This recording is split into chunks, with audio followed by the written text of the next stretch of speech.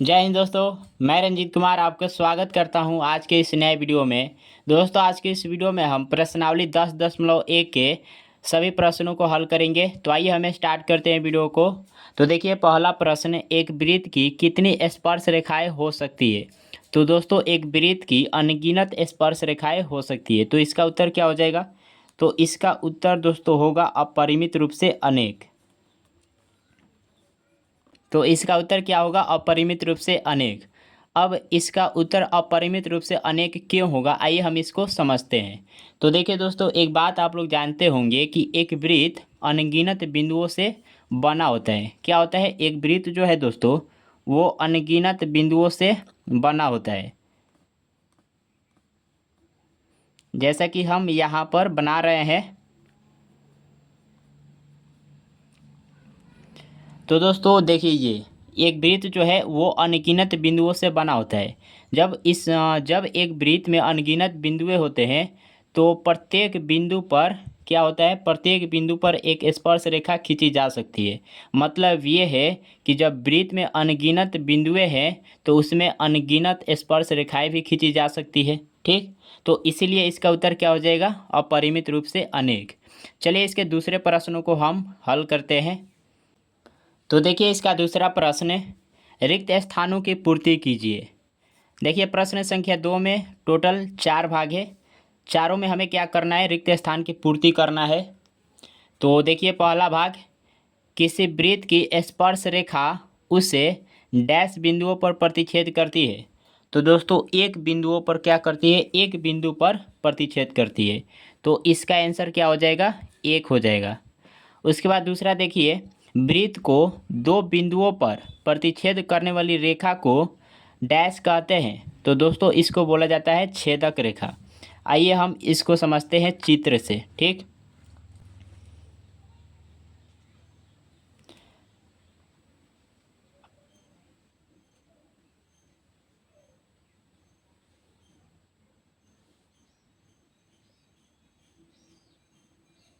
तो दोस्तों यहाँ पर हमने एक वृत्त बना लिया। अब बोला इसमें क्या है, देखिए दूसरे भाग में वृत्त को दो बिंदुओं पर प्रतिच्छेद करने वाली रेखा को डैश कहते हैं। अब वृत्त पर इस पर आप दो बिंदु ले लीजिए। मान लीजिए हम एक बिंदु ये ले लेते हैं और एक बिंदु ये। इन दोनों को मिलाने वाली ये जो रेखा है, इन दोनों को मिलाने वाली ये जो रेखा है, इस रेखा को क्या बोलते हैं। तो दोस्तों इस रेखा को बोला जाता है छेदक रेखा। क्या बोला जाता है, छेदक रेखा। तो इसका उत्तर हो जाएगा छेदक रेखा। चलिए तीसरे भाग को देखते हैं।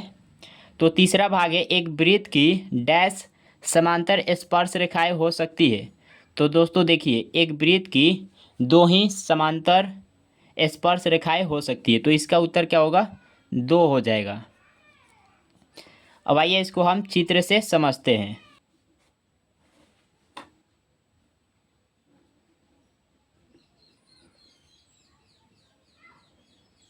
तो यहाँ पर हमने एक वृत्त खींच लिया। ठीक, अब इस वृत्त के किसी एक बिंदु पर हम एक स्पर्श रेखा खींच लेते हैं। ठीक, तो हमने इस वृत्त पर एक स्पर्श रेखा खींच लिया। अब इस रेखा के समांतर हमें क्या करना है, एक और स्पर्श रेखा खींचना है।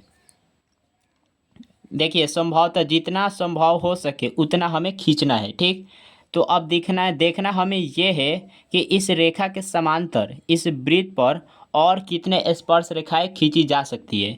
तो आप देख सकते हैं दोस्तों, केवल एक ही खींचा जा सकता है।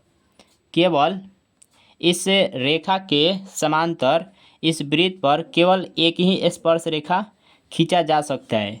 तो कुल मिलाकर हम कह सकते हैं कि एक वृत्त पर दो समांतर स्पर्श रेखाएं हो सकती है। ठीक, तो इसका उत्तर होगा 2। तीसरे भाग का उत्तर क्या हो जाएगा, 2 हो जाएगा। चौथा भाग देखिए, वृत्त तथा उसके स्पर्श रेखा के उभयनिष्ठ बिंदु को कहते हैं। देखिए वृत्त तथा उसके स्पर्श रेखा के उभयनिष्ठ बिंदु को क्या बोलते हैं दोस्तों, तो बोला जाता है दोस्तों स्पर्श बिंदु। क्या बोला जाता है, स्पर्श बिंदु, तो इसका उत्तर क्या होगा? स्पर्श बिंदु होगा। अब देखिए यहाँ पर ये वृत्त है और इस वृत्त पर ये है स्पर्श रेखा। तो ये जो बिंदु है, ये बिंदु दोस्तों स्पर्श रेखा पर भी स्थित है और वृत्त पर भी स्थित है। मतलब क्या है कि स्पर्श रेखा और वृत्त दोनों में कॉमन है, उभयनिष्ठ है। तो इस बिंदु को क्या बोलते हैं? स्पर्श बिंदु बोलते हैं। ठीक, समझ गए? चलिए अब इसके तीसरे भाग को हम हल करते हैं, सॉरी तीसरे प्रश्न को। तो देखिए तीसरा प्रश्न है, 5 सेंटीमीटर त्रिज्या वाले एक वृत्त के बिंदु P पर स्पर्श रेखा PQ केंद्र O से जाने वाली एक रेखा से बिंदु Q पर इस प्रकार मिलती है कि OQ बराबर 12 सेंटीमीटर, PQ की लंबाई है। तो दोस्तों यहाँ पर PQ की लंबाई पूछा गया है। अब ये देखिए ये जो प्रश्न है ये ऑब्जेक्टिव टाइप का प्रश्न है, तो हमें इसमें सही ऑप्शन का चुनाव करना है। तो हम कैसे करेंगे? तो दोस्तों इसका सॉल्यूशन करके ही हम इसका सही ऑप्शन का चुनाव करेंगे। तो आइए पहले हम इसको हल कर लेते हैं। तो इसके सॉल्यूशन में हम एक चित्र बना लेते हैं वृत्त का।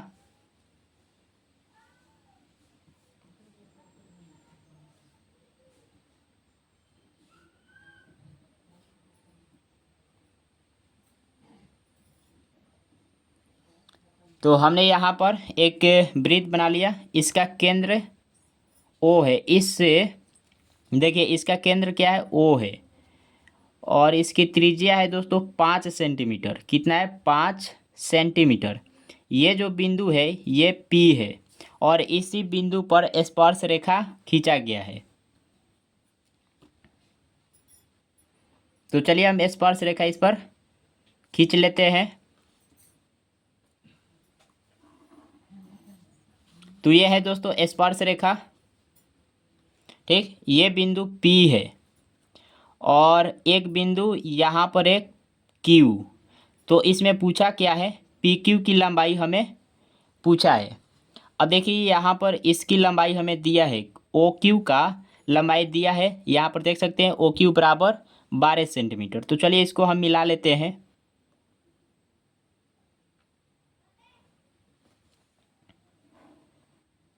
हमने मिला लिया। यह है दोस्तों क्या? 12 सेंटीमीटर। ये 12 सेंटीमीटर है और यह 5 सेंटीमीटर त्रिज्या है, तो 5 सेंटीमीटर होगा। और हमें ज्ञात करना है PQ की लंबाई। ठीक, तो आइए ज्ञात करते हैं। कैसे ज्ञात होगा बताइए? तो देखिए यहाँ पर आप देख रहे हैं कि देखिए अगर एक बात आप लोग जानते हैं तो सही है, अगर नहीं जानते हैं तो जान लीजिए। पर में अगर 10 दशमलव देखिए पर में 10.1 को अगर आप पढ़े होंगे तो आपको मालूम होगा कि ये जो त्रिज्या होती है, त्रिज्या वो स्पर्श रेखा पर लंबवत होती है। क्या होती है? लंबवत होती है। तो अब ये जो त्रिभुज बन रहा है, त्रिभुज OQP, ये क्या है? ये कौन सा त्रिभुज बन गया? समकोण त्रिभुज। अब जब समकोण त्रिभुज बन गया तो इसमें एक पाइथागोरस प्रमेय लागू होता है। ठीक, उसको हम लागू करके PQ की लंबाई ज्ञात कर सकते हैं। ठीक, तो आइए पाइथागोरस प्रमेय से ज्ञात कर लेते हैं। तो यहाँ से लिखेंगे पाइथागोरस प्रमेय से, पाइथागोरस प्रमेय से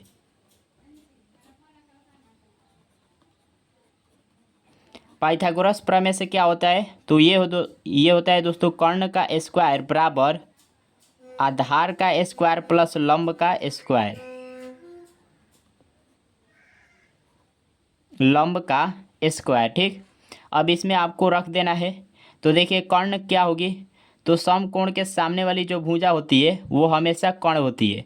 तो इसमें कर्ण क्या हो जाएगा? OQ। तो OQ का होल स्क्वायर बराबर आधार इसमें कौन होगा? लंब कौन होगा? तो दोस्तों आधार और लंब डिपेंड करता है कोण के सापेक्ष। ठीक, आप किस कोण को लेना चाहेंगे, किस कोण के सापेक्ष आप ज्ञात करना चाहेंगे, उसी पर निर्भर करेगा। तो चलिए हम इसी कोण Q के सापेक्ष लेकर चलते हैं। तो देखिए जिस कोण के रिस्पेक्ट में हमें हल करना होता है उस कोण के सामने वाली भुजा होती है लंब। क्या होती है, लंब। तो ये हमारा हो जाएगा लंब। अब देखिए ये है कर्ण, ये बड़ी भुजा कर्ण है, और ये हुआ लंब, तो ये क्या अपरूपी होगा, आधार। ठीक, चलिए, तो यहाँ से लंब लंब क्या होगा, पी ओ। तो पी ओ का होल स्क्वायर प्लस लंब, सॉरी यहाँ पर आधार, आधार पी क्यू है, सॉरी पी क्यू होगा, और लंब पी ओ होगा, पी ओ का होल स्क्वायर। ठीक, तो चलिए अब मान रख दीजिए। देखिए यहाँ पर ओ क्यू का मान कितना है, ओ क्यू का मान है 12 सेंटीमीटर, तो 12 का होल स्क्वायर बराबर पी क्यू का मान कितना है, पी क्यू का मान हमें ज्ञात करना है, तो पी क्यू का whole square plus P O का मान है 5 सेंटीमीटर, तो 5 का स्क्वायर कर देंगे। यहाँ से देखिए 12 का स्क्वायर होता है 144, 144 बराबर, उसके बाद देखिए पी क्यू, पी क्यू का होल स्क्वायर, और यहाँ से आप देख लीजिए 5 का स्क्वायर करेंगे हो जाएगा 25। ठीक, अब प्लस में 25 है, इधर भेजते हैं इसको, इधर आएगा माइनस में हो जाएगा, तो 144 माइनस 25 बराबर में रहेगा पी क्यू का होल स्क्वायर। अब यहाँ से देखिए घटा देंगे, 144 में से 25 घटाएंगे 119 होगा। ठीक, और बराबर में पी क्यू का होल स्क्वायर है, हमें चाहिए पी क्यू, स्क्वायर को इधर भेजना पड़ेगा। ठीक, स्क्वायर इधर आएगा बराबर के, तो स्क्वायर रूट में आ जाएगा, तो यहाँ से हो जाएगा स्क्वायर रूट 119 पी क्यू। अब यहाँ पर देखिए ये दूरियाँ जो है सेंटीमीटर में है, कौन से मात्रक में है, सेंटीमीटर में है, तो यहाँ पर पी क्यू की लंबाई कितनी हो जाएगी, स्क्वायर रूट 119 सेंटीमीटर। ये किस ऑप्शन में है, तो दोस्तों आप देखेंगे तो ये ऑप्शन डी में है, देख लीजिए यहाँ पर ऑप्शन डी इसका सही उत्तर हो जाएगा। चलिए आगे बढ़ते हैं प्रश्न संख्या 4 की तरफ।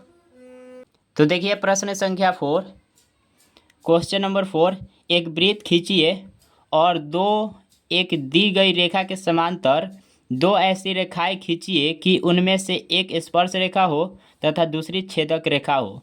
तो दोस्तों इसमें हमें कुल मिलाकर क्या करना है, एक वृत्त खींचना है और साथ में दो ऐसी समांतर रेखाएं खींचना है कि उनमें से एक हो स्पर्श रेखा और दूसरी हो छेदक रेखा। ठीक, तो आइए पहले हम एक चित्र खींच लेते हैं वृत्त का।